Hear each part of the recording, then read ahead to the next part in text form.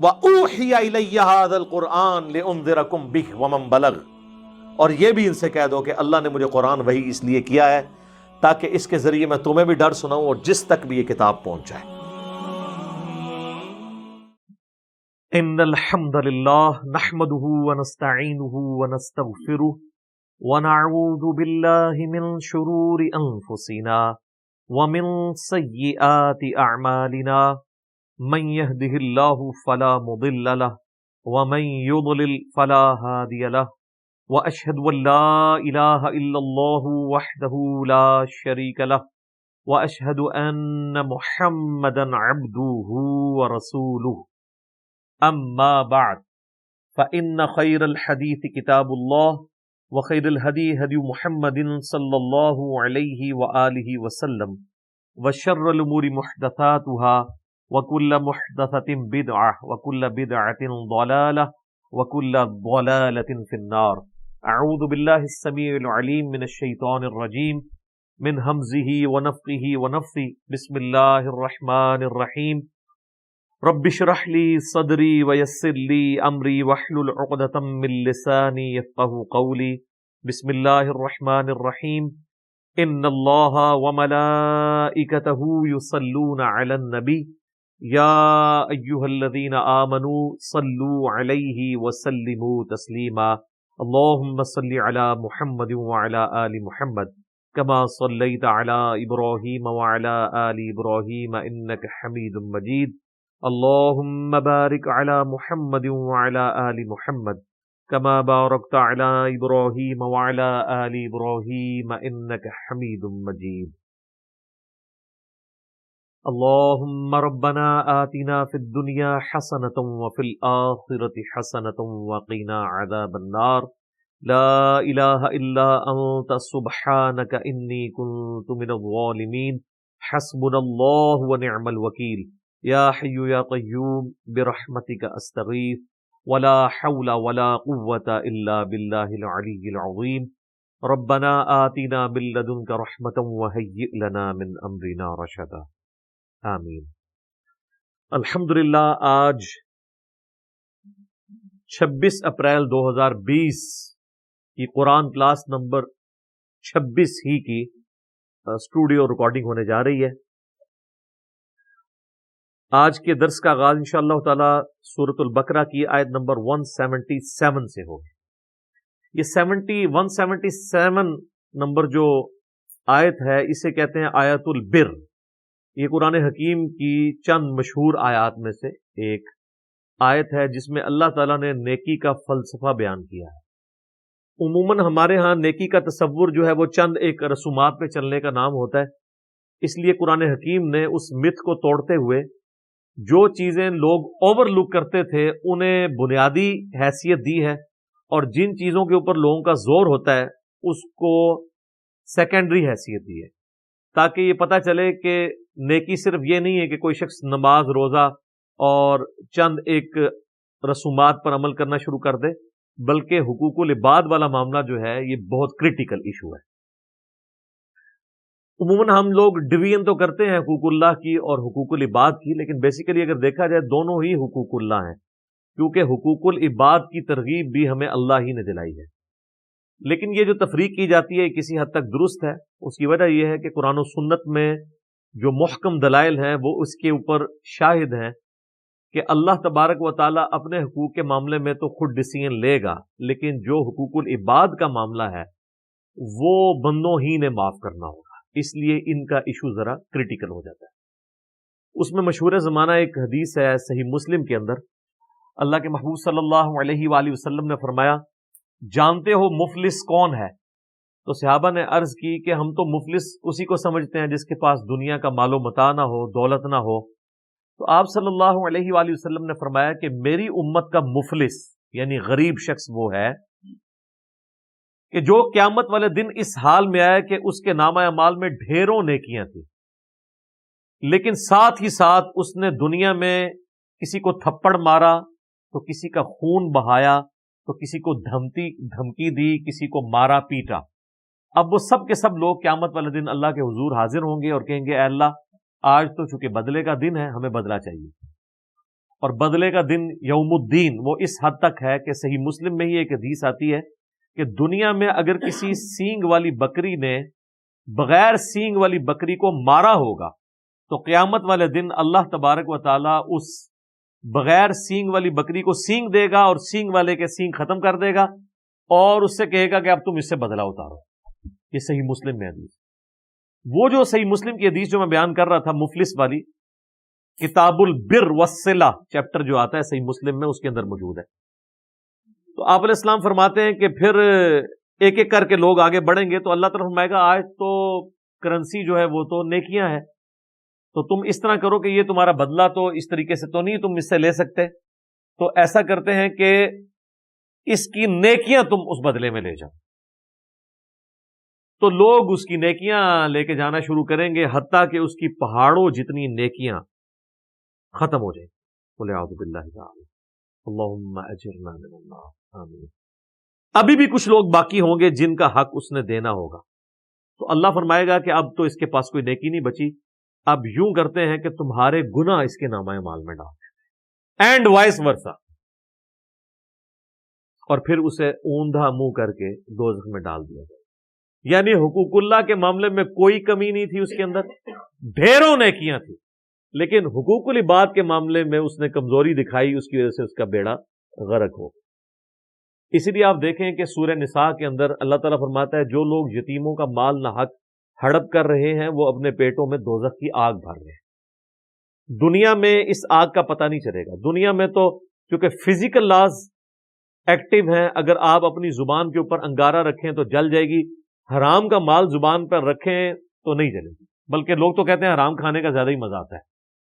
لیکن آخرت کی زندگی کے اندر دنیا میں جس نے حرام اپنے پیٹ میں ڈالا ہوگا وہ اللہ تعالیٰ اسے حکم دے گا وہ آگ بن جائے. بلکہ بخاری مسلم میں تو آتا ہے کہ وہ خوفناک قسم کے اژدہا اور سانپ کی شکل اختیار کر لیں گے. اسی کا مال و دولت جو حرام طریقے سے اس نے کمایا ہوگا یا حلال طریقے سے کمایا لیکن اس کی زکوٰۃ ادا نہیں کی. اب وہ نیکی کا جو فلسفہ ہے وہ آیت البر کے اندر بیان ہو رہا ہے. اعوذ باللہ من الشیطان الرجیم بسم اللہ الرحمن الرحیم، سورۃ البقرہ آیت نمبر 177. لیس البر ان تولوا وجوہکم قبل المشرق والمغرب. نیکی صرف یہ نہیں ہے کہ تم اپنا رخ مشرق یا مغرب کی طرف کر لو. بیسیکلی یہودیوں کو ٹونٹ کیا جا رہا ہے نا. پیچھے پس منظر میں ہم تحویل قبلہ کا مضمون کور کر چکے ہیں. انہوں نے ایک لکیر پیٹنا شروع کر دی تھی کہ جب تک ابراہیمی قبلے کی طرف مسلمان نہیں گئے تھے تو یہ کہتے تھے کہ یروشلم تو ابراہیمی قبلہ ہے ہی نہیں ہے، لیکن آپس میں چیما گوئیاں کرتے تھے. جب اللہ تعالیٰ نے قبلہ یروشلم کی بجائے خانہ کعبہ کر دیا تو پھر انہوں نے اوپنلی یہ کہنا شروع کر دیا کہ یہ کیا ہوا، ابھی تک تو تم ہمارے قبلے کی طرف نماز پڑھ رہے تھے، اب تم نے اپنا قبلہ بدل لیا. حالانکہ وہ اندر سے ہی جانتے تھے کہ ابراہیمی قبلہ جو ہے وہ خانہ کعبہ ہے. قبلہ اول بھی کعبہ ہے، قبلہ آخر یعنی فائنل قبلہ بھی کعبہ ہے. قبلہ اوسط درمیانی پیریڈ کے لیے جو صحیح بخاری میں آتا ہے 17 مہینے تک کے لیے وہ بیت المقدس جسے یروشلم بھی کہتے ہیں، ایلیا بھی کہتے ہیں، اور بعد میں وہاں پہ حضرت عمر کے دور میں مسجد اقصیٰ بھی بن گئی. ویسے جو اس کو مسجد اقصیٰ احادیث کے اندر آیا ہے یا قرآن حکیم میں سورہ بنی اسرائیل میں، اس سے مراد دور کی مسجد ہے. تو اللہ تعالیٰ ہمارا یہ کوئی نیکی صرف یہ نہیں ہے کہ آپ کا رخ مشرق کی طرف ہے یا مغرب کی طرف. اللہ کو کیا فرق پڑتا ہے؟ پہلے آیات گزر چکی ہے نا کہ تم جس طرف بھی رخ کرو گے اللہ کا چہرہ پاؤ گے. اللہ کو تو فرق نہیں پڑتا. اور واقعی دنیا میں بھی آپ دیکھ لیں، یعنی ہم سب کانٹیننٹ کے لوگوں کا جو قبلہ ہے وہ مغرب کی جانب ہے، لیکن اگر آپ یورپ میں چلے جائیں، افریقہ میں چلے جائیں تو ان کا قبلہ مشرق کی جانب ہے، کیونکہ سینٹر میں آ جاتا ہے نا خانہ کعبہ شریف. تو خانہ کعبہ شریف سے جو پرلی طرف لوگ آباد ہیں وہ مشرق کی طرف منہ کرتے ہیں، جو اس طرف لوگ آباد ہیں وہ مغرب کی طرف منہ کرتے ہیں. تو اللہ کو تو فرق نہیں پڑتا. نیکی صرف یہ نہیں ہے کہ تم اپنا چہرہ مشرق یا مغرب کی طرف کرو، وَلَٰكِنَّ الْبِرَّ، بلکہ نیکی یہ ہے. اب گنتے جائیں جناب چیزیں. من آمن باللہ، جو کوئی ایمان لائے اللہ پر، والیوم الآخر، اور قیامت کے دن پر. اللہ پر ایمان لانا کافی نہیں جب تک آخرت کو نہیں مانیں گے کہ اللہ نے پوچھنا بھی ہے. ویسے تو مزے ہی مزے ہیں، اگر اللہ نے پوچھنا نہ ہو تو اللہ کو ماننے یا نہ ماننے سے کوئی فرق نہیں پڑتا۔ آج آپ دنیا میں کسی کو آفر دیں نا کہ اللہ کو مان لو تو جنت ملے گی، نہ مانو تو کچھ نہیں ہوگا، لوگ کہیں گے ٹھیک ہے جی ادھر ہی جنت بنا لیتے ہیں۔ اصل چیز ہے آخرت کی جواب دہی، جو ایمان لائے اللہ پر اور آخرت کے دن کی جواب دہی کے اوپر، والملائکتی اور فرشتوں پر، والکتاب اور کتابوں پر، والنبیین اور تمام انبیاء پر۔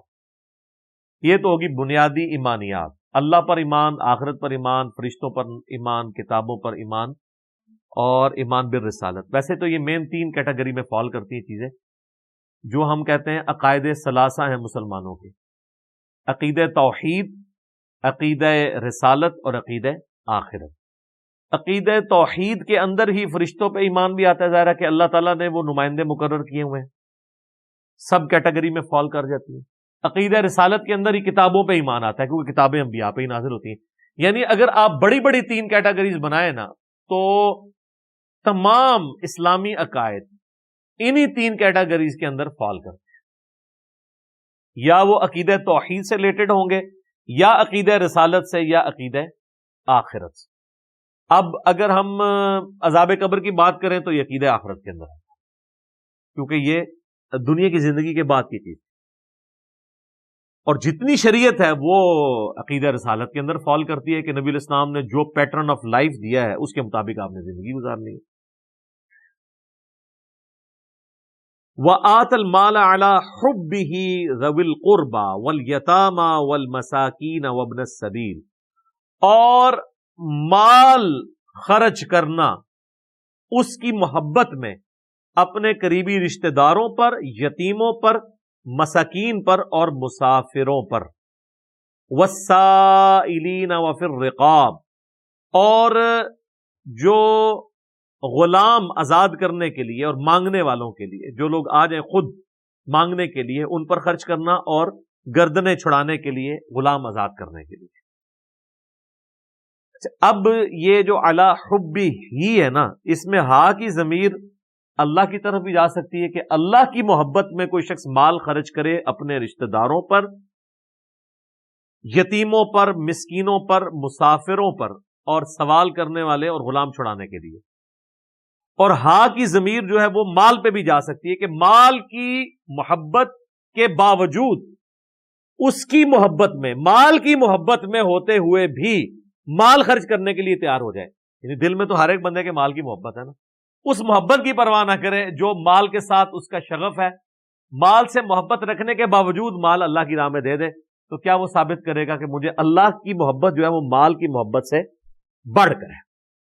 اب ترتیب اللہ تعالیٰ نے لگائی ہے ایسی جو پنچ کرنے والی۔ سب سے پہلے رشتہ داروں کا نمبر، کیونکہ رشتہ داروں کو دینا یہ سب سے مشکل کام ہے۔ رشتہ داروں کو پھلتا پھولتا دیکھنا یہ شیطان نہیں برداشت کرنے دیتا۔ جتنا جیلسی فیکٹر ہے وہ رشتہ داروں کے ساتھ ہوتا ہے۔ یہ جتنے تعویذ دھاگے بھی آپ سنتے ہیں لوگ کرواتے ہیں وہ رشتہ دار کرواتے ہیں۔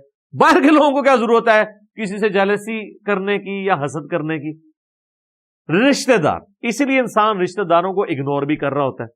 تو اللہ تعالیٰ نے پہلی ضرب یہ لگائی ہے کہ سب سے پہلے رشتہ داروں کا حق ہے۔ اچھا، رشتہ داروں میں یہ کوئی نہ سمجھے کہ میرے کزنز جو ہیں یا میرے ماموں خالو، نہیں، سب سے پہلے رشتہ دار آپ کے بیوی، بچے، ماں باپ، بہن بھائی ہیں، اس کے بعد باقی رشتہ دار۔ لوگ اکثر پوچھ رہے ہوتے ہیں جی وہ زکوٰۃ دینی ہے، بہن میری بیوہ دے دیں، بھئی اس سے زیادہ کوئی حقدار ہی نہیں ہے، اس کا تو کوئی کمانے والا نہیں۔ بھائی کو دے دیں، بالکل دے سکتے ہیں، سب سے زیادہ حقدار وہ لوگ ہیں۔ اس کے بعد یتیم، ظاہر ہے یتیموں کا کوئی سرپرست نہیں ہے، مشکل ہے ان کے لیے زندگی گزارنا۔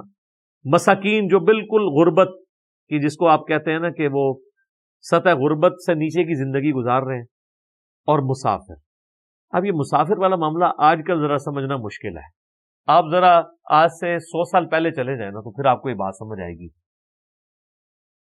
کہ جو لوگ سفر پر نکلتے تھے دوسرے ملکوں کے سفر پر، اس وقت تو ملکوں کی باؤنڈریز بھی ایسا نہیں بنی تھی۔ آپ کو پتا ہے کہ ملکوں کی باؤنڈریز جو ہے نا یہ 20ویں صدی کی بدعت حسنہ ہے۔ اس سے پہلے ملک نہیں ہوتے تھے. جب سلطنت عثمانیہ ٹوٹی ہے اور جنگیں عظیم ہوئی ہیں، اس کے بعد یہ ملکوں کی ڈویژن اور یہ ویزے شروع ہیں، ورنہ لوگ پہلے خانہ بدوشی کی زندگی گزارتے تھے. آج بھی اگر یہ ملکوں کی باؤنڈریز ختم کر دی جائے نا تو دنیا سے غربت ختم ہو جائے. اب کتنے ٹیلنٹڈ لوگ ہیں جن کے پاس یہ ٹیلنٹ نسل در نسل موجود ہے کہ وہ زمین میں زراعت کا کام کر سکتے ہیں، لیکن غریبوں کے پاس زمینیں نہیں ہیں. ایسے کئی لوگ ہیں.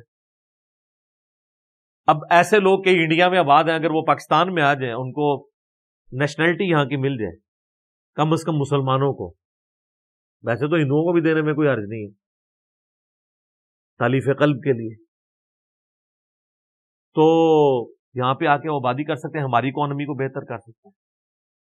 پاکستان کے اندر کئی علاقے ایسے موجود ہیں جہاں پہ زراعت کی جا سکتی ہے، صرف وہاں تک ایک نہر پہنچانے کی دیر ہے. تو آپ دیکھیں، یہ جب تک نہری نظام نہیں تھا پاکستان انڈیا میں بنا ہوا تو یہ اتنی ہریالی نہیں تھی یہاں پہ. اب تو آپ دیکھیں جناب، کایا پلٹ گئی ہے جب سے یہ سسٹم بنا ہے ان 100 سالوں کے اندر. آج بھی آپ دیکھ لیں، دنیا رو پیٹ رہی ہے.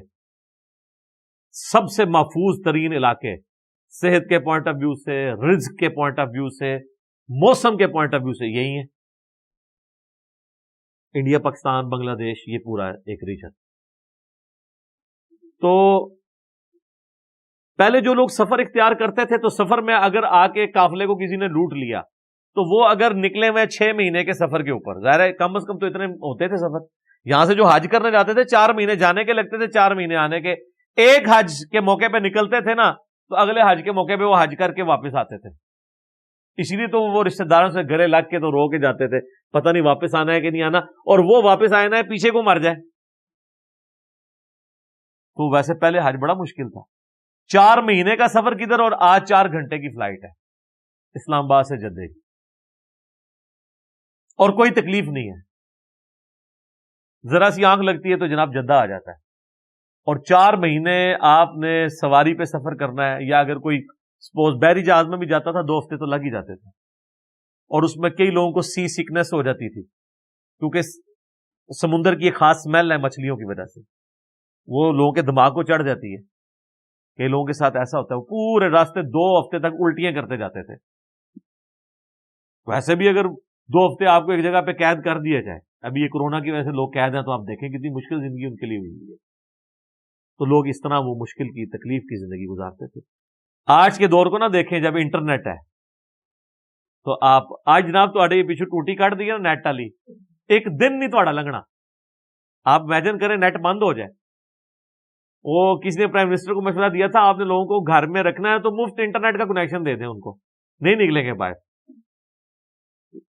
تو اس زمانے کی بات ہو رہی ہے، آج سے 100 سال پہلے، کوئی پرانی بات نہیں تھی. تو قرآن کے نزول کو آلموسٹ 1400 سال گزر چکے ہیں. اگر آپ 1400 سال میں دیکھیں تو صرف یہ 100 سال ڈیفرنٹ ہے. پہلے 1300 سال تو وہی ہیں جو ہم ڈسکس کر رہے ہیں اس میں. مسافر، اب جس مسافر کی جیب کٹ گئی ہے تو وہ تو آ گیا، اب زکوٰۃ لینے کے قابل ہو گیا، اس کی پلے تو کوئی شے نہیں ہے. تو اسی لیے یہ ترغیب دلائی گئی ہے کہ مسافروں کو دینا ہے.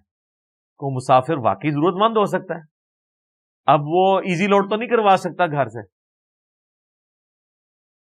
اگر جیب کسی کی کٹ گئی ہے. یہ تو آج کے زمانے کی بات ہے.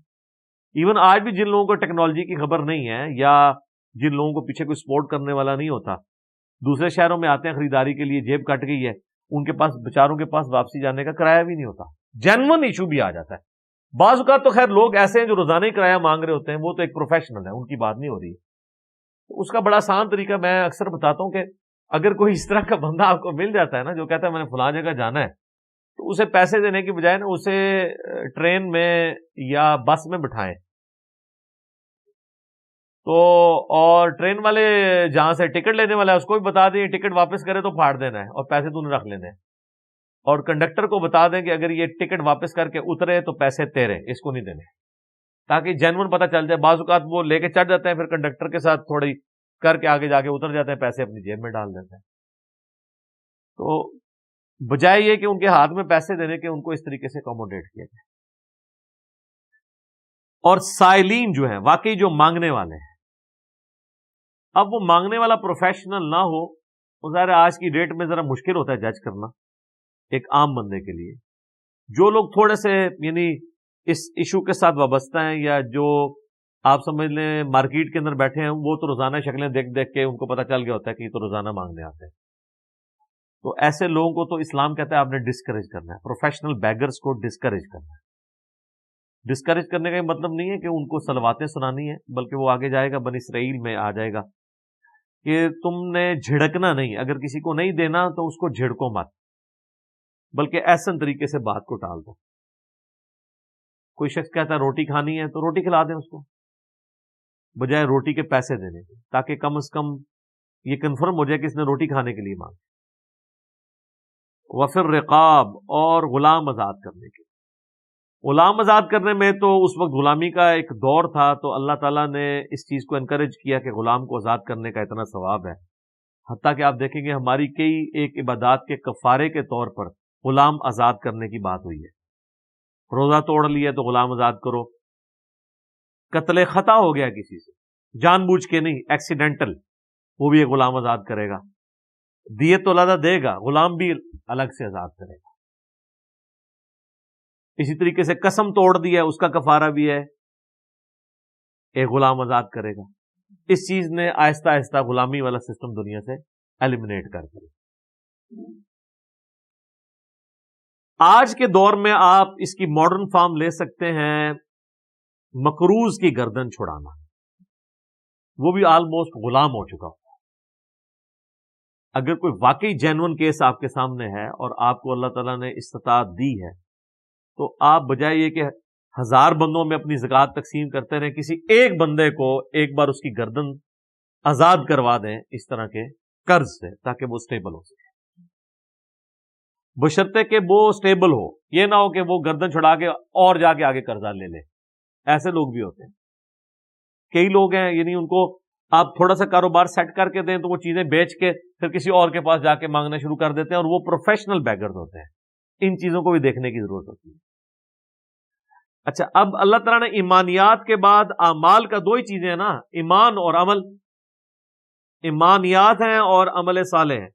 ایمانیات تو آ گئی، عقیدہ توحید، رسالت اور آخرت. اس کے بعد اعمال کا جب سلسلہ شروع ہے تو آپ دیکھ لیں حقوق العباد پہلے ذکر ہوئے ہیں کہ اللہ کی راہ میں اپنا مال خرچ کرنا ہے، جیب ڈھیلی کرنی ہے، اور کس طریقے سے اپنے رشتہ داروں پہ خرچ کے، اپنے قریبی مساکین جو لوگ ہیں ان پہ خرچ کر کے، اور جو مسافر ہیں گردنیں چھڑانے کے لیے، اور جو لوگ غریب ہیں مانگنے والے ان کو دے کر. اس میں ایک حدیث بھی ہے بخاری مسلم دونوں میں. نبی علیہ السلام نے فرمایا جو شخص یہ چاہتا ہے نا کہ اللہ تعالیٰ اس کی عمر میں برکت کر دے، عمر دراز کر دے، اور رزق میں کشادگی کر دے، تو وہ اپنے رشتہ داروں کے ساتھ حسن سلوک کرے، صلہ رحمی کرے. یہ بڑا زبردست ایک ذریعہ ہے، لیکن یہ کام کرنا مشکل ہے. اصل بات یہ ہے، یہ کہنا بہت آسان ہے، لیکن رشتہ داروں کے ساتھ حسن سلوک کرنا ذرا مشکل کام. اب حقوق العباد کے بعد حقوق اللہ کا ذکر آ رہا ہے. وَأَقَامَ الصَّلَاةَ. اب دیکھیں نماز سے بڑی کون سی عبادت ہو سکتی ہے، لیکن اللہ نے اسے بعد میں ذکر کیا. اور قائم کرنا نماز کو. وَآتَ الزَّكَاةَ. اور زکوٰۃ دینا یا تزکیہ نفس کرنا، دونوں معنی درست ہیں. وَالْمُوفُونَ بِعَهْدِهِمْ إِذَا عَاهَدُوا. اور پورا کرنا اپنے وعدوں کو جب کہ وہ کسی سے وعدہ کریں. ایمان والوں کی یعنی یہ بات بتائی جا رہی ہے. وَالصَّابِرِينَ فِي الْبَأْسَاءِ وَالضَّرَّاءِ. اور صبر کرنے والے لوگ مصیبت کے حالات میں اور سختی کے حال میں. وحین البأس. اور لڑائی کے دوران یعنی جہاد کے دوران. ظاہر ہے کہ مصیبت میں، تنگی کون سی آ سکتی ہے؟ مال کی تنگی بھی، قحط سالی بھی آ سکتی ہے، اور جہاد میں تو ظاہر ہے کئی ایک تکلیف سے گزرنا پڑتا ہے. اس میں وہ صبر اختیار کرنے والے لوگ ہوتے ہیں. اولئک الذین صدقوا. تو ایسے لوگ ہیں جو کہ اپنے یعنی دعوی ایمان کے اندر سچے ہیں. واولئک هم المتقون. اور یہی وہ لوگ ہیں جو حقیقی طور پر پرہیزگار ہیں. یعنی تقوی کا معیار اللہ کے نزدیک جو ہے، اب یہاں پہ کہیں آپ دیکھ لیں کہ کوئی لمبی داڑھی ہونا، پگڑی ہونا، شلوار ٹخنوں سے اوپر ہونا، شکل و صورت جو ہے وہ کوئی مذہبی گیٹ اپ بنا لینا، کوئی اس چیز کا کہیں پہ ذکر نہیں ہے. چند ایک بنیادی چیزوں کا ذکر ہے، ایمانیات کے بعد حقوق العباد اور اس کے بعد حقوق اللہ. یا ایھا الذین آمنوا کتب علیکم القصاص، اہل ایمان تم پر اللہ تعالی نے یہ فرض کر دیا ہے کہ قصاص لو فی القتل، قتل کے معاملے میں. یعنی یہ بدلہ لینا یہ اللہ تعالیٰ نے ایز این obligation شریعت کا حصہ بنایا ہے. کس لیول کا بدلہ؟ الحر بالحر، آزاد کے بدلے آزاد قتل ہوگا. اب ظاہر اس وقت غلامی کا دور تھا، اگر کسی آزاد بندے نے کسی غلام کو مار دیا، اب جس نے مارا ہے قاتل، اسی قاتل کو قتل کیا جانا چاہیے. تو وہ کہتا تھا اچھا میں غلام خرید کے تمہیں دے دیتا ہوں، میرے بدلے میں اسے قتل کر دو. دیکھیں نا، تو اس لیے اللہ نے کہا یہ کیا انصاف ہوا، آزاد کے بدلے میں آزاد قتل ہوگا. جس نے مارا ہے نا وہی مارا جائے گا اس کے بدلے. والعبد بالعبد، اور غلام کے بدلے غلام. غلام کے بدلے غلام کا مطلب ہے کہ ایک غلام نے اگر کسی کو مار دیا ہے تو اس کے بدلے وہی غلام قتل ہوگا، یہ نہیں ہے کہ کوئی اور غلام.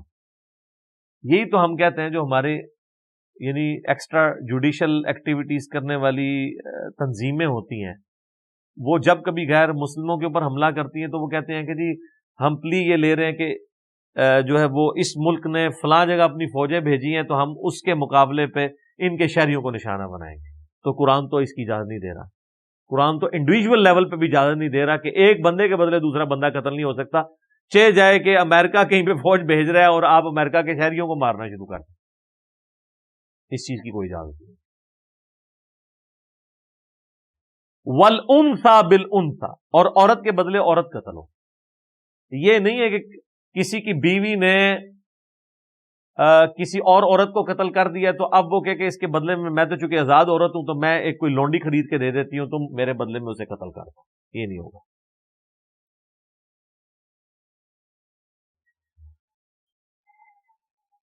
فمن عفی له من اخیہ شیء، اب ایک اللہ تعالیٰ ایک آپشن دے رہا ہے اس حوالے سے. پس جس کو معاف کی جائے اس کی بھائی یعنی مقتول کے وارث کی طرف سے کوئی چیز، فاتباع بالمعروف، تو اسے چاہیے کہ وہ طلب کر سکتا ہے، مقتول کا وارث جو ہے وہ طلب کر سکتا ہے کیا؟ وَأَدَاءٌ إِلَيْهِ بِإِحْسَان، وہ کیا طلب کرے گا؟ دیت طلب کرے گا، اور وہ جو دیت طلب کرنا ہے وہ ہوگا دستور کے مطابق. یعنی اس کے لیے کوئی چیز مقرر نہیں کی گئی ہے. لیکن اگر آپ احادیث میں ہیں تو سنن ابی داؤد میں حدیث ہے کہ نبی علیہ السلام نے اپنے مبارک زمانے میں پہلے سے ایک دیت چل رہی تھی، اسی کو اسٹیبلش کیا ہے کہ 100 اونٹ دیے جائیں گے یا اس کی مالیت. سر 100 اونٹ آج کے بھی آپ دیکھ لیں کم از کم 2-2.5 کروڑ روپے بن جاتا ہے. ایک نارمل اونٹ 2 لاکھ روپے کا تو ہوتا ہی ہے نا. بیل 1.5 لاکھ تک پہنچ چکے ہیں، لاکھ تک. تو اب یہ حکومتیں ہماری کیا کرتی ہیں جی، زخمیوں کے لیے 5 لاکھ اور مرنے والوں کے لیے 25 لاکھ. نہ، دیت جو ہے کم از کم ہوگی 2 کروڑ آج کی ڈیٹ میں. 100 اونٹ جب بھی یعنی آپ قیمت اس کی کیلکولیٹ کرتے رہے. ذالک تخفیف من ربکم ورحمہ، یہ تمہارے رب کی طرف سے رعایت ہے اور رحمت ہے. یعنی رعایت دے دی گئی ہے. اگر کوئی شخص یعنی چاہتا ہے کہ اپنے یعنی مقتول کے بدلے میں قاتل کو معاف کرنا چاہے تو اس کے عوض اس سے خون بہا لے سکتا ہے مال کی فارم میں، اور یہ بھی اجازت ہے، پریفریبل نہیں ہے. وہ آگے آ جائے گی. پریفریبل یہی ہے کہ قتل کے بدلے قتل ہو تاکہ ڈیٹرنس ہو. تو یہ اللہ کی طرف سے ایک آسانی ہے اور رحمت ہے. فمن اعتدى بعد ذلك فله عذاب علیم، تو جو کوئی زیادتی کرے اس کے بعد تو اس کے لیے ہے دردناک عذاب. والعیاذ باللہ تعالی. وَلَكُمْ فِي الْقِصَاصِ حَيَاةٌ يَا أُولِي الْأَلْبَابِ لَعَلَّكُمْ تَتَّقُونَ، اور اے عقل مندو تمہارے لیے قصاص لینے میں ہی زندگی چھپی ہوئی ہے معاشرے کی، تاکہ تم اللہ سے ڈر سکو۔ یہ وہ جو بات آ گئی کہ آپشن ضرور دے دیا کہ آپ خون بہا لے سکتے ہیں، لیکن کہا کہ یہ آپشنل ہے۔ قتل کے مقدمے کی پیروی ہونی چاہیے اور قاتل کو مقتول کے بدلے میں ٹانگا جانا چاہیے، ورنہ تو پھر قاتل اگر دندناتے پھریں گے اس طریقے سے تو پھر معاشرے میں نار کی پھیل جائے گی۔ جس معاشرے میں احترام جان، احترام مال نہیں ہوگا، وہ معاشرہ کیسے قائم رہ سکتا ہے؟ تو کہا گیا کہ پوری انسانیت کی زندگی چھپی ہوئی ہے اس کے اندر۔ ظاہر ہے پوری انسانیت کی ہے، جب ایک آپ بے لگام لوگوں کو چھوڑ دیں گے تو معاشرہ تو پھر بنانا ریپبلکس بن جائیں گی۔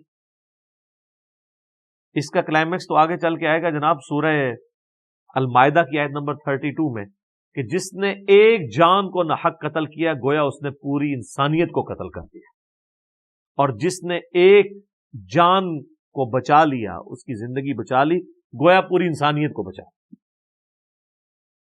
سورہ النساء کے اندر آئے گا کہ جو شخص بھی جان بوجھ کے کسی کو کرتا ہے نا، اس کی جزا ہمیشہ کی جہنم، ہمیشہ کی جہنم۔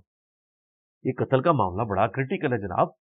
سنن ابی داؤد میں حدیث ہے، نبی علیہ السلام نے فرمایا اللہ تعالیٰ یا تو شرک کو معاف نہیں کرے گا، یا پھر اگر کسی مؤمن کو کسی نے ناحق قتل کیا یہ گناہ معاف نہیں کرے گا، اس کے سوا جتنے گناہ وہ چاہے گا معاف کر دے گا۔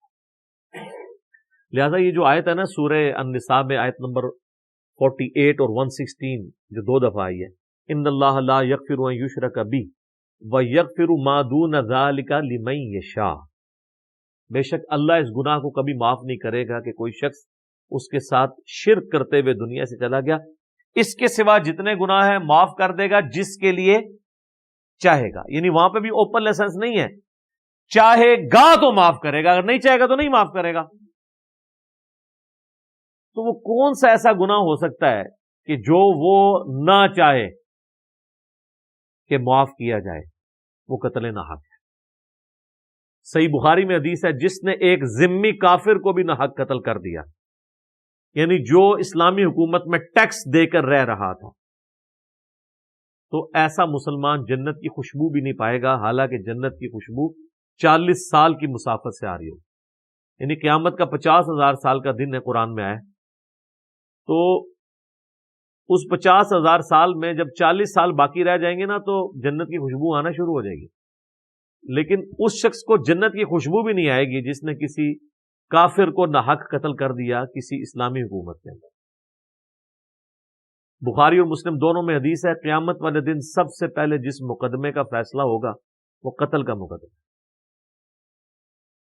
جامعہ ترمذی میں حدیث ہے، نبی علیہ السلام نے فرمایا کسی شخص کا ایک مؤمن کو قتل کرنا اللہ کے نزدیک ایسا ہی ہے گویا کہ وہ پوری دنیا کو تباہ و برباد کر دے۔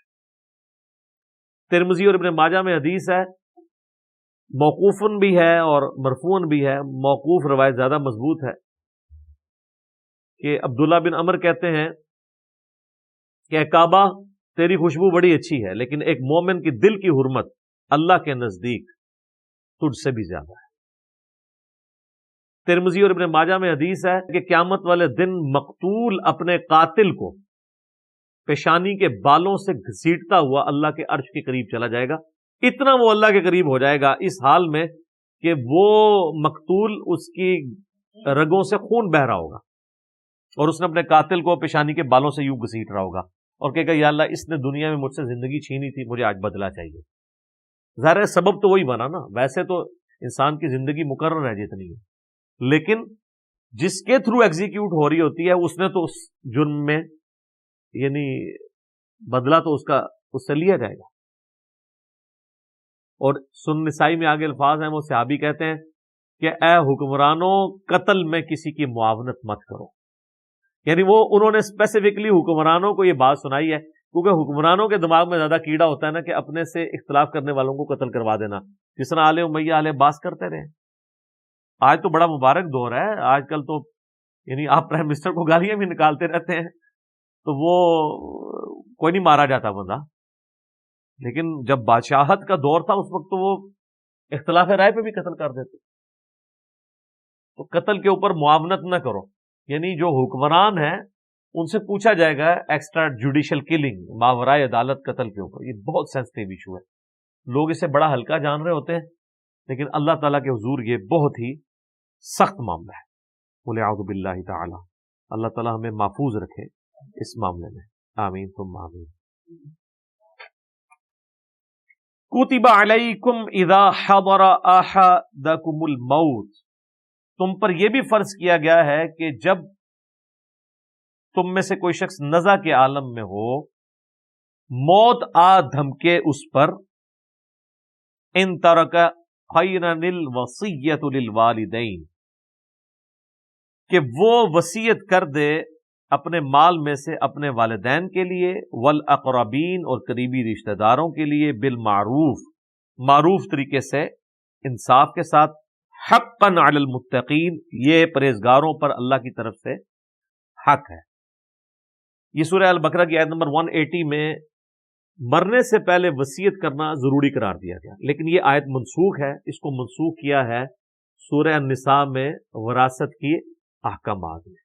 اس وقت تک اللہ تعالیٰ نے چونکہ وراثت کے احکام نازل نہیں کیے تھے، وراثت کے جب احکام نازل ہوئے ہیں تو اللہ تعالیٰ نے خود ہی پھر حصہ مقرر کر دیا ہے کہ ماں باپ کو 1/6 حصہ ملے گا، بیوی کو 1/8 ملے گا، اور ماں باپ اور بیوی کا حصہ جو ہے وہ اوورال مال میں سے نکلے گا، اور جو باقی بچ جائے گا اس کو اس طرح ڈیوائڈ کیا جائے گا کہ ہر بیٹے کو 2 حصے ملیں اور بیٹی کو 1. یہ ایک جنرل رول ہے. پھر آگے اس میں کئی ایک اور آگے کورالریز کے طور پہ چیزیں آتی ہیں مختلف سچویشن میں. تو اس سے پہلے یہ وصیت کرنا ضروری تھا. فَمَن بَدَّلَهُ بَعْدَ مَا سَمِعَهُ فَإِنَّمَا إِثْمُهُ عَلَى الَّذِينَ يُبَدِّلُونَ، تو جو کوئی وصیت کو بدل دے سن لینے کے بعد، ظاہر ہے کہ ریٹن میں ہو تو سب سے بہتر ہے، ورنہ لوگ موت کے وقت لوگوں کو گواہ کر دیتے تھے کہ میں یہ کر رہا ہوں. تو اس وقت زبانی کلامی بھی، یہ آج والا معاملہ نہیں ہے کہ لوگ لکھ کے بھی مکر جاتے ہیں. اس وقت تو زبانی بات بھی جو ہوتی تھی وہ کہا جاتا تھا مرد کی زبان ہے، وہ واقعی مرد کی زبان ہوتی تھی، پتھر پہ لکیر. تو اللہ تعالیٰ مارا کہ مرنے کے بعد اگر کسی شخص نے، یعنی کسی کمیونٹی نے، اس کے رشتہ داروں نے مرنے والے کی وصیت کو بدل دیا تو اس کا گناہ ان کے اوپر ہوگا. مرنے والے کا کوئی قصور نہیں، اس نے تو اپنا حق ادا کر دیا. ان اللہ سمیع علیم، بے شک اللہ تعالیٰ سننے والا اور علم والا ہے. لیکن ساتھ ہی اللہ تعالیٰ نے ایک اس میں چیز ہائی لائٹ کر دی ہے، یہ بھی ہو سکتا ہے کہ جو وصیت کرنے والا ہے وہ زیادتی کر جائے. یعنی کوئی آخری وقت میں اس کا کوئی موڈ آف تھا، ایک بچے کو اس نے محروم ہی کر دیا. خیر، لیکن یہ تو اب باتیں ختم ہو چکی ہیں نا. اب تو کوئی نہ آگ کر سکتا ہے کسی کو، آگ کرے گا بھی تب بھی اولاد جو ہے وہ اس کو حصہ ملنا ہی ملنا ہے. آگ کرنے سے وہ آگ نہیں ہوتا، پاکستان کے قانون میں بھی نہیں ہوتا. تو اللہ تعالیٰ بارے کہ جسے یہ خطرہ ہو، فمن خاف من موص جنفا او اثما فاصلح بینہم فلا اثم علیہ، کہ جو مرنے والے نے وصیت کی ہے اس میں اس نے یعنی جانبداری کا کوئی مظاہرہ کیا ہے، تو وہ پھر پیچھے جو وارثین ہیں وہ آپس میں یعنی اس کو ریزالو کر سکتے ہیں کہ یار اس کا یہ چھوڑ دیا تھا، اس کو بھی تھوڑا سا حصہ دینا چاہیے، اس طریقے سے اس کو سیٹل کر لیں. یعنی مرنے والے کی وصیت کو بدل بھی سکتے ہیں. ان اللہ غفور رحیم، تو بے شک اللہ تعالیٰ بھی بخشنے والا مہربان ہے. یعنی مرنے والے کی وصیت کو آپ بدل سکتے ہیں، وہ وصیت جس کو واجب تھا پورا کرنا. اسی میں امپلائڈ ہے کہ اگر کوئی شخص مرتے مرتے یہ کہتا ہے نا کہ جی میری لاش کو فلاں جگہ لے جانا ہے دفنانے کے لیے، میرے گاؤں میں دفنانا ہے، تو اب اولاد کا کام ہے کہ وہ دیکھے کہ مطلب یہ فیزیبل بھی ہے کہ نہیں.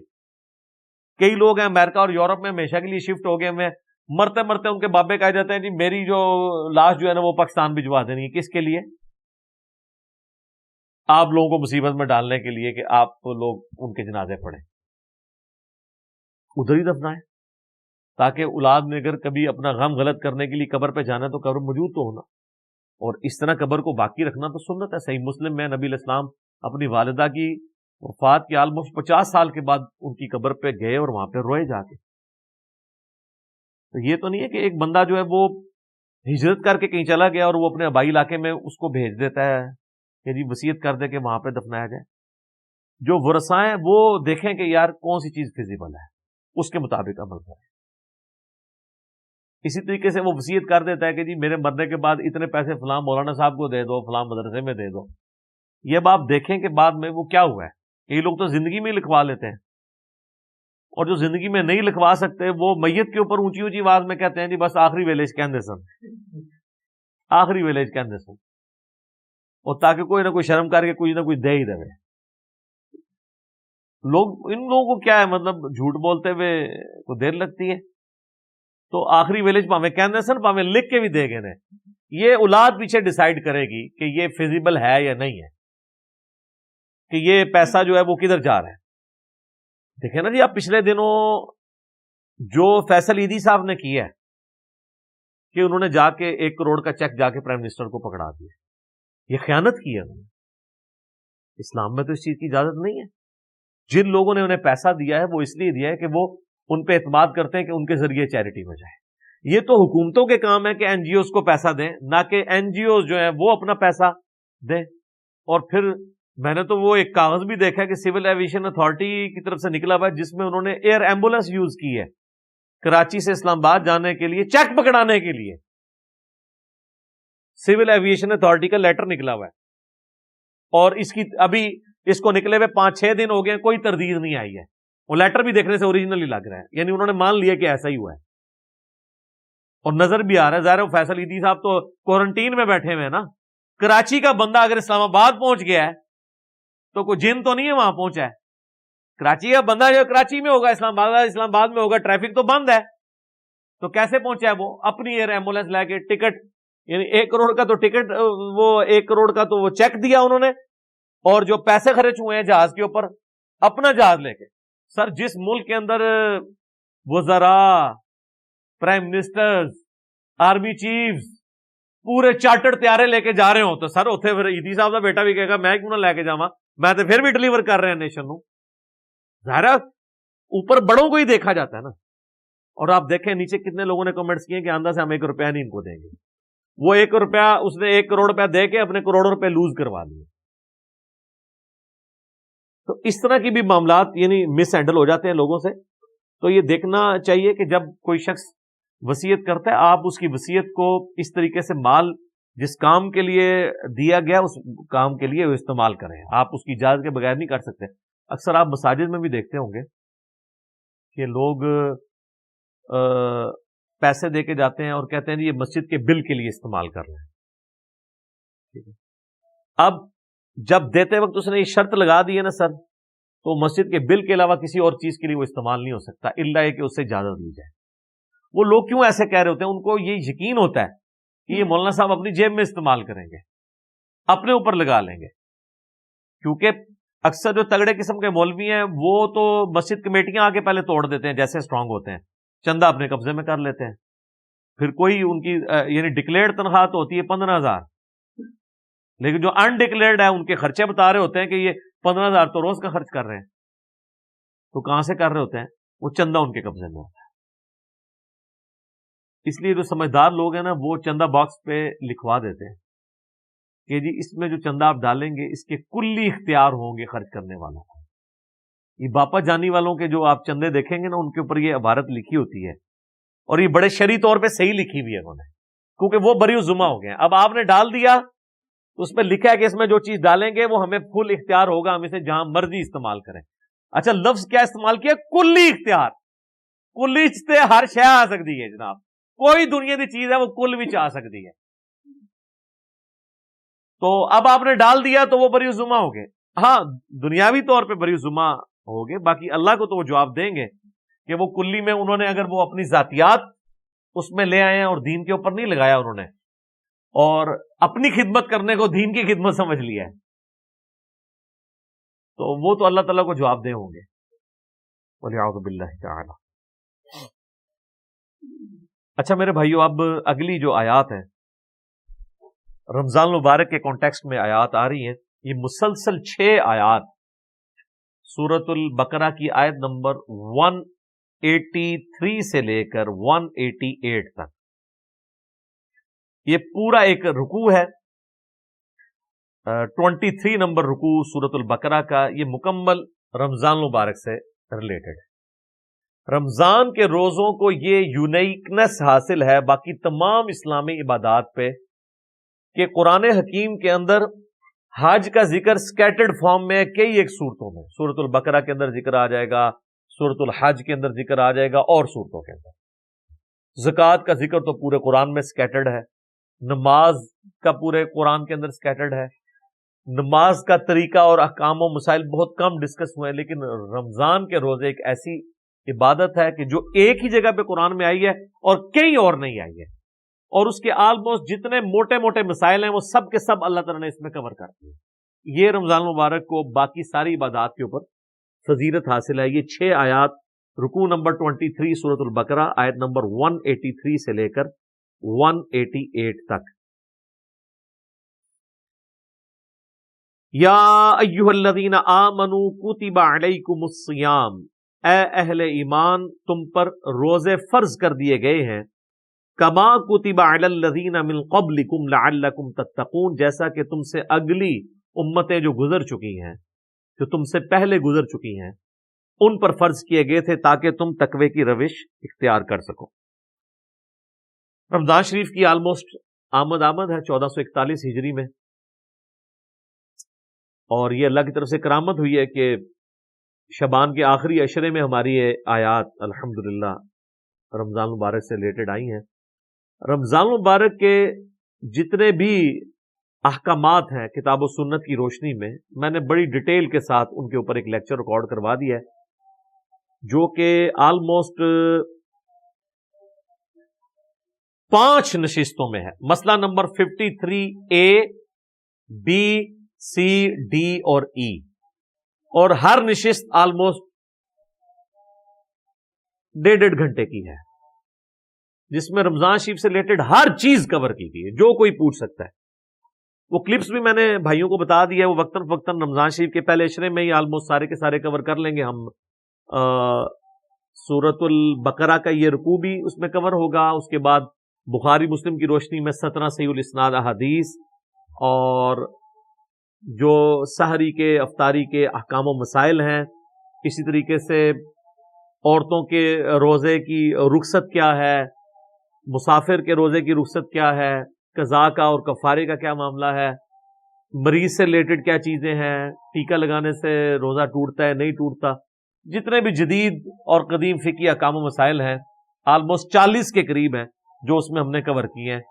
ایک ایک حدیث کا انٹرنیشنل نمبر اس میں بتایا ہے، تو وہ انشاءاللہ ہمارے یوٹیوب چینل کے اوپر تو آلریڈی اپلوڈڈ ہیں، دوسرے جو ہمارے ان آفیشیل یوٹیوب چینلز ہیں ان کے اوپر سے خصوصاً مسلم اونلی سے وہ انشاءاللہ اپلوڈ ہوں گے، اور ہمارے فیس بک جو ہے انجینئر محمد علی مرزا، اس کے اوپر یہ انشاءاللہ تعالی ساتھ ساتھ اپلوڈ ہوں گے۔ آپ کو واٹس ایپ گروپس میں بھی انشاءاللہ تعالی وہ کلپس آنا شروع ہو جائیں گے انشاءاللہ تعالی۔ حصول برکت کے لیے میں 2-3 حدیثیں بیان کر دیتا ہوں۔ بخاری اور مسلم دونوں کی حدیث ہے کہ نبی صلی اللہ علیہ وآلہ وسلم نے فرمایا، جب رمضان کا مہینہ آتا ہے تو اللہ تعالیٰ جنت کے دروازوں کو کھول دیتا ہے اور جہنم کے دروازوں کو بند کر دیتا ہے، اور سرکش شیاطین کو قید کر دیتا ہے۔ تمام شیاطین نہیں، سرکش شیاطین۔ ایک اور حدیث ہے، نبی علیہ السلام نے فرمایا، یہ بھی حدیث بخاری اور مسلم دونوں میں ہے، کہ رمضان مبارک میں اللہ تعالیٰ نیکیوں کا ثواب آلموسٹ 10 گنا سے 700 گنا تک بڑھا دیتا ہے، اور اللہ تعالیٰ فرماتا ہے کہ روزہ خاص میرے لیے ہے اور میں ہی اس کی جزا دوں گا، اور ایک ترجمہ یہ بنتا ہے، روزہ خاص میرے لیے ہے اور میں ہی اس کی جزا ہوں، کیونکہ روزہ وہ عبادت ہے جو جب تک کوئی شخص ایکسپوز نہ کرے نا، آپ کسی کو جج نہیں کر سکتے۔ نماز تو فزیکلی پڑھتا ہوا نظر آ جائے گا، تو روزہ ایک ایسی عبادت ہے جو خاص میرے لیے ہے اور میں ہی اس کی جزا دوں گا۔ بخاری مسلم میں ایک حدیث یہ بھی موجود ہے، نبی علیہ السلام نے فرمایا کہ ایک جنت کا دروازہ جس کا نام ہے الریان، وہ خاص ان لوگوں کے لیے ہے جو رمضان مبارک کے روزے رکھنے والے ہیں، کہ وہ اس دروازے سے داخل ہوں گے۔ پھر بخاری اور مسلم کی ایک اور حدیث ہے، نبی علیہ السلام نے فرمایا، جس نے ایمان اور احتساب کے ساتھ رمضان مبارک کے روزے رکھے، ایمان اور احتساب یعنی ایمان کے ساتھ اور احتساب ہے اصلاح نفس کی کوشش پلس ثواب کی نیت خالصتاً اللہ کے لیے، تو اللہ تعالیٰ اس کے پچھلے سارے گناہ معاف فرما دے گا۔ جس نے ایمان اور احتساب کے ساتھ رمضان المبارک کی راتوں کا قیام کیا، اللہ تعالیٰ اس کے پچھلے سارے گناہوں کو معاف کر دے گا۔ جس نے ایمان اور احتساب کے ساتھ شب قدر کا قیام کیا، اسے پچھلے سارے گناہ اللہ تعالیٰ معاف کر دے گا۔ اور یہ میں نے سب سے آسان طریقہ اس میں بتایا کہ آپ ایٹ لیسٹ عشاء اور فجر کی نماز کا اہتمام کریں کہ کوئی رکعت فوت نہ ہو۔ صحیح مسلم میں حدیث ہے، ایک تابعی کہتے ہیں میں مسجد میں بیٹھا تھا، مسجد نبوی کے اندر، حضرت عثمان غنی رضی اللہ تعالیٰ عنہ علیہ السلام کا دور تھا، تو مغرب کی نماز کے تھوڑی دیر بعد حضرت عثمان مسجد میں آ گئے اور مجھے انہوں نے کہا کہ بیٹا میں نے نبی علیہ السلام سے یہ خود سنا تھا کہ جو شخص عشاء کی نماز جماعت سے ادا کر لے گویا اس نے آدھی رات کا قیام کیا، اور جو فجر بھی جماعت سے پڑھ لے گویا اس نے پوری رات کا قیام کیا۔ تو یعنی وہ بتانا چاہ رہے تھے کہ میں عشاء کی نماز سے اتنی دیر پہلے مسجد میں اس لیے آ گیا ہوں تاکہ عشاء کی جماعت چھوٹے نہ۔ آج کل تو مشکل نہیں ہے کیونکہ ہم لوگ تو رات کو سوتے ہی 12 بجے کے بعد ہیں، ان زمانوں میں لوگ بڑے جلدی سو جاتے تھے، اسی لیے مغرب کے بعد سونے کی ممانعت بھی آئی ہے۔ پورے دن کی مزدوری فجر کے وقت اٹھے ہوئے ہوتے تھے، عشاء اتنی مشکل ہو جاتی تھی، اسی لیے تو ہے بخاری مسلم میں کہ منافقین پہ 2 نمازیں بھاری ہیں، فجر اور عشاء کی، اور خصوصاً عشاء کے لیے بھی آیا بخاری مسلم میں کہ اگر یہ جان لیتے تو اپنے سرین کے بال گھسیٹتے ہوئے آتے ہیں مسجد کے اندر۔ اور فجر کے بارے میں سنن نسائی میں آیا کہ میرا دل کرتا ہے ان لوگوں کے گھروں کو آگ لگا دوں جو مسجد میں نماز نہیں پڑھتے، فجر کی نماز کے بارے میں بھی، اور بخاری مسلم میں یہ الفاظ جو ہیں وہ عشاء کی نماز کے بارے میں بھی آئے۔ تو آج کے زمانے میں آپ ذرا عشاء کو نہ قیاس کریں، آج کل تو عشاء سب سے آسان ہے ہماری نمازوں میں، کیونکہ ہماری جو روٹین ہے لائف کی وہ بدل چکی ہوئی ہے، اس لیے ہم اس تکلیف کا احساس نہیں کر سکتے جسے صحابہ کرام گزرے ہیں۔ ایام معدودات، گنتی کے چند دن ہے یہ رمضان کا مہینہ۔ فمن کان منکم مریضا، اور اس میں بھی اگر تم میں سے کوئی مریض ہو، او علی سفر، یا وہ سفر پر ہو، فعدۃ من ایام اخر، تو وہ اپنی گنتی کو باقی دنوں میں پورا کر سکتا ہے۔ مسافر اور مریض وہ روزہ چھوڑ سکتا ہے، چاہے وہ جو مرضی حالت ہو، یعنی یہ نہیں کوئی کہہ سکتا کہ جی سفر بڑا آسان ہے، نہیں، سفر میں رکھنے کی اجازت ہے، بخاری مسلم میں حدیث ہے، نبی علیہ السلام نے اسے ڈسکریج کیا ہے، لیکن جب صحابہ نے پوچھا یا رسول اللہ ہم رکھ لیں تو فرمایا ہو جائے گا روزہ، لیکن پریفریبل نہیں ہے کہ رکھا جائے، دوسرے دنوں میں گنتی پوری کر دی جائے۔ اور مریض ہی میں سنن ابی داؤد ترمذی ابن ماجہ میں حدیث آتی ہے کہ نبی علیہ السلام نے مریض کو اور پریگننٹ عورت کو اور دودھ پلانے والی عورت کو بھی روزے مؤخر کرنے کی اجازت دی ہے۔ لیکن اگر کوئی ایسا مریض ہے جس کی اب صحت مند ہونے کی امید نہیں ہے، یا مرض کی وجہ سے روزے اتنے زیادہ ہو چکے ہیں کہ ان کی قضا دینا مشکل ہے، تو پھر فدیہ دے دے۔ اسی میں وہ عورت بھی شامل ہے کہ جس نے کافی زیادہ، اب ظاہر ہے ایک عورت پریگننٹ تھی، پھر اس کے بعد 2 سال دودھ پلاتی رہی، اور پھر اس طرح اس کا سلسلہ 8-9 سال گزر گئے، تو اس پہ تردد ہے، تو وہ صرف فدیہ دے دے۔ اس میں سیدنا ابو ہریرہ کا قول ہے سنن کبریٰ البیہقی میں کہ آپ نے جو یہ روزوں کی قضا دینی ہے یہ اگلے رمضان سے پہلے دینی ہے۔ اگر اگلا رمضان آ گیا تو پھر اب آپ فدیہ بھی دیں گے اور ایک روزے کی بدلے ایک روزے کی قضا بھی کریں گے۔ اگر یعنی وہ رمضان سے اگلا رمضان آ گیا، پھر ظاہر اس رمضان کے بعد آپ قضا دیں گے نا۔ تو یہ اس میں احکام و مسائل ہیں، باقی مسئلہ 53A B C D E آپ دیکھ سکتے ہیں، میں نے ڈیٹیل کے ساتھ بتایا۔ وَعَلَى الَّذِينَ يُطِيقُونَهُ فِدْيَةٌ طَعَامُ مِسْكِينٍ، اور وہ لوگ جو بڑی مشکل سے ہی ادا کر سکتے ہیں روزہ، بڑی مشکل سے وہ طاقت رکھتے ہیں، تو وہ فدیہ دے دیں مساکین کو۔ فَمَن تَطَوَّعَ خَيْرًا فَهُوَ خَيْرٌ لَهُ، اور جو کوئی خوشی سے زیادہ نیکی کمانا چاہے، یعنی بعد میں روزہ بھی رکھ لے، اگر فدیہ بھی دیا تھا بعد میں اس کی صحت ٹھیک ہوگی روزہ بھی رکھ لے، تو وہ اللہ تعالیٰ کی طرف سے اجازت ہے۔ وَأَن تَصُومُوا، اور دیکھو اگر تم روزہ رکھو تو خیر لکم، اسی میں زیادہ اللہ کے نزدیک تمہارے لیے بہتری ہے، ان کنتم تعلمون، اگر تم جانتے ہو۔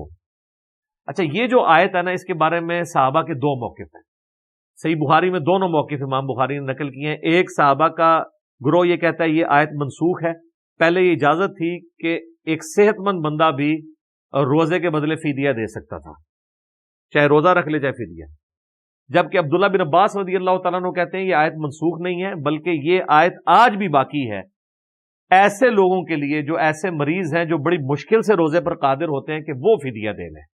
صحت مند بندے کے لیے اپلائی نہیں ہوتی, اس کے اعتبار سے تو منسوخ تصور کی جائے گی, لیکن یہ آج بھی اس کا حکم باقی ہے. پھر امام بخاری باقاعدہ لے کے ہیں کہ انس ابن مالک آپ کو پتا ہے 110 سال کی عمر میں فوت ہوئے ہیں جی. 8 سال کی عمر میں حضور کے پاس آئے ہیں اور 10 سال آپ کو وضو کرواتے رہے ہیں. ان کی عمر 18 سال تھی تو نبی علیہ السلام دنیا سے چلے گئے. ہم صحابہ کے بارے میں سوچتے ہیں تو سمجھتے ہیں کچھ چٹی چٹی داڑھی والے ہوں گے. 18 سال حضور کی وفات کے وقت. ابن عباس کہتے ہیں میری عمر 13 سال تھی جب دنیا سے نبی علیہ السلام چلے گئے. اتنے بڑے فقیر. عبداللہ بن عمر 22 سال کے تھے, حضور فوت ہو گئے. یہ آپ کو جتنا کچھ پتا چلتا ہے نا یہ نبی علیہ السلام کی مبارک زندگی کے بعد کے ان کے کارنامے ہیں. اس وقت تو بالکل وہ سمجھ لیں کہ نوجوان اور بچے ہی تھے. تو انس بن مالک کے بارے میں امام بخاری نقل کیا جب وہ بوڑھے ہو گئے نا تو روزہ نہیں رکھ سکتے تھے تو وہ روزانہ ایک مسکین کو بلا کے گوشت کے ساتھ اس کو ایک وقت کا کھانا کھلایا کرتے تھے.